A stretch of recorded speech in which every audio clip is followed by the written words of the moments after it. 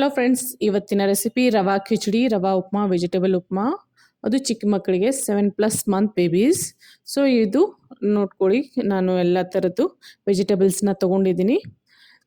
ಅದನ್ನ ಯಾವ ಥರ ಕುಕ್ ಮಾಡೋದಂದರೆ, ಇಡ್ಲಿ ಕುಕ್ಕರಲ್ಲಿ ಕುಕ್ ಮಾಡಿ ಯಾವ ಥರ ಇಡ್ಲಿ ಮಾಡ್ತೀವಿ ಆ ಥರ ನೀರು ಹಾಕಿಬಿಟ್ಟು ಅದ್ರ ಸ್ಯಾಚೆಟಲ್ಲಿ ನಾವು ಎಲ್ಲ ವೆಜಿಟೇಬಲ್ಸನ್ನ ಕಟ್ ಮಾಡಿ ಹಾಕೋಬೇಕು. ಕ್ಲೀನಾಗಿ ನೀಟ್ ಮಾಡಿಕೊಂಡು ಇವಾಗ ಒಂದು ಬಾಣಲಿ ತೊಗೊಳ್ಳಿ, ಬಾಣಲಿ ಬಿಸಿ ಮಾಡ್ಕೊಳ್ಳಿ. ಆಮೇಲೆ ಫ್ಲೇಮನ್ನು ಸಿಮ್ ಮಾಡಿ ಚಿಕ್ಕ 2 ಸ್ಪೂನು ಘೀ ಹಾಕೊಳ್ಳಿ, ಅಂದರೆ ತುಪ್ಪ ಹಾಕೊಳ್ಳಿ.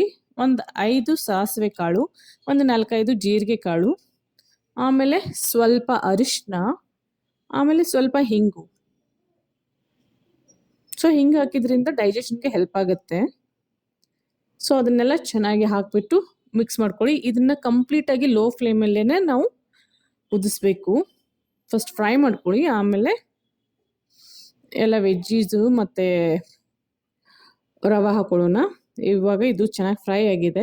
ಎಲ್ಲ ಸಿಮ್ಮಲ್ಲೇ ಆಗಬೇಕು, ಇಲ್ಲಾಂದರೆ ಸುಟ್ಟೋಗ್ಬಿಡುತ್ತೆ. ಇವಾಗ ನೋಡಿ, ಇದೆಲ್ಲ ವೆಜ್ಜೀಸ್ ನಾನು ತೊಗೊಂಡಿದ್ದೀನಿ. ಆಲೂಗಡ್ಡೆ ಆಗಲಿ, ಕ್ಯಾರೆಟ್ ಆಗಲಿ, ಪೀಸ್ ಆಗಲಿ, ಬೀನ್ಸ್ ಆಗಲಿ, ಆಮೇಲೆ ಟೊಮ್ಯಾಟೊ, ಆಮೇಲೆ ಸ್ಪಿನಾಚು, ಇದನ್ನೆಲ್ಲ ಚೆನ್ನಾಗಿ ಸ್ವಲ್ಪ ಫ್ರೈ ಮಾಡ್ಕೊಳ್ಳಿ. ಒಂದು ಹಾಫ್ ಮಿನಿಟ್ ಸಾಕು, 30 ಸೆಕೆಂಡ್ಸು ಅಷ್ಟೇ ಸಾಕು. ಆಲ್ರೆಡಿ ಕುಕ್ ಆಗಿದೆ. ಸೊ 2 ಟೀ ಸ್ಪೂನು ಇವಾಗ ರವೆ ತೊಗೊಳ್ಳಿ. ರವೆನ ಚೆನ್ನಾಗಿ ರೋಸ್ಟ್ ಮಾಡ್ಕೊಂಡು ಸೆಪ್ರೇಟಾಗಿ ಇಟ್ಕೊಳ್ಳಿ. ಆ ರವೆನ ಯೂಸ್ ಮಾಡ್ಕೊಳ್ಳಿ. ಡೈರೆಕ್ಟ್ ರವೆನ, ಹಸಿ ರವೆನೇ ಯೂಸ್ ಮಾಡೋಕ್ಕೆ ಹೋಗ್ಬಿಡಿ, ಇಲ್ಲಾಂದರೆ ಟೇಸ್ಟ್ ಚೆನ್ನಾಗಿ ಬರಲ್ಲ, ಜಿಗಿ ಆಗಿಬಿಡುತ್ತೆ. ನಮಗೆ ರೋಸ್ಟೆಡ್ ರವಾನೇ ಬೇಕು. ಸೊ ಸೆಪ್ರೇಟಾಗಿ ರವೆನ ಯೂಸ್ ಮಾಡ್ಕೊಳ್ಳಿ. ಚಿಕ್ಕ ರವೆ ಅಂದರೆ ಚಿರೋಟಿ ರವೆ ಅಂತ ಬರುತ್ತೆ, ಅದನ್ನೇ ಯೂಸ್ ಮಾಡ್ಕೊಳ್ಳಿ. ಇದನ್ನು ಸ್ವಲ್ಪ ಫ್ರೈ ಮಾಡ್ಕೊಳ್ಳಿ ಚೆನ್ನಾಗೆ. ಟೇಸ್ಟ್ ತುಂಬ ಚೆನ್ನಾಗಿ ಬರುತ್ತೆ. ಸುಮ್ಮನೆ ನೀರಲ್ಲಿ ಕುದಿಸೋಕೆ ಹೋಗ್ಬಿಡಿ. ಮಕ್ಕಳಿಗೇನು ಟೇಸ್ಟ್ ಇದ್ರೇ ಅವ್ರು ತಿಂತಾರೆ, ಇಲ್ಲಾಂದ್ರೆ ತಿನ್ನಲ್ಲ. ನನ್ನ ಮಗುಗೆ ಇದಿಷ್ಟ. ಸೊ ಎವ್ರಿ ಟೈಮ್ ನನ್ನ ಮಾರ್ನಿಂಗು ಬ್ರೇಕ್ಫಾಸ್ಟಲ್ಲಿ ಇದೇ ಮಾಡಿಕೊಡೋದು. ಸೊ ಇದನ್ನು 7+ ಮಂತಿಂದ ನಾವು ಯೂಸ್ ಮಾಡ್ಕೋಬೋದು. ಎಷ್ಟು ನಾವು ನೀರು ಹಾಕಬೇಕಂದ್ರೆ, ರವೆ 2 ಸ್ಪೂನ್ ಅಂದರೆ 6 ಸ್ಪೂನ್ ನೀರು ಹಾಕ್ಕೊಳ್ಳಿ. ಆಮೇಲೆ ಚಿಕ್ಕ ಸ್ವಲ್ಪನೇ ಸಾಲ್ಟ್ ಆ್ಯಕ್ಚುಲಿ 1 ಇಯರ್ ತನಕ ಕೊಡಲ್ಲ, ಬಟ್ ನನ್ನ ಪಿಡಿಯಾಟ್ರಿಷನ್ ಸ್ವಲ್ಪ ಕೊಡೋಕ್ಕೆ ಹೇಳಿದ್ರು, ಅದಕ್ಕೆ ನಾನು ಹಾಕ್ತಾ ಇರೋದು.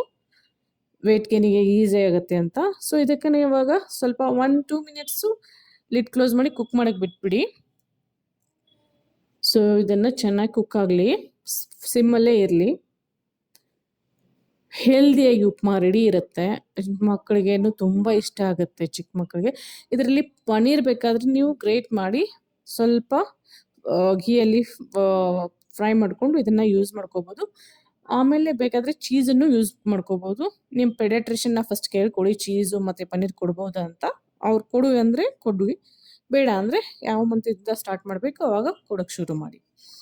ಸೊ ಅದು ಆಪ್ಷನಲ್ಲು. ನನ್ನ ಮಗುಗೆ ಕೊಡೋಕ್ಕೆ ಹೇಳಿದ್ರು, ಸೊ ನಾನೆಲ್ಲನೂ ಆ್ಯಡ್ ಮಾಡ್ತಾ ಇದ್ದೀನಿ. ಸೊ ಇದು ಆಲ್ಮೋಸ್ಟ್ ರೆಡಿ ಆಗಿದೆ. ಸ್ವಲ್ಪ ಲಿಡ್ಡನ್ನು ಕ್ಲೋಸ್ ಮಾಡಿ, ಸ್ವಲ್ಪ ಗಟ್ಟಿ ಕನ್ಸಿಸ್ಟೆನ್ಸಿ ಬರಲಿ.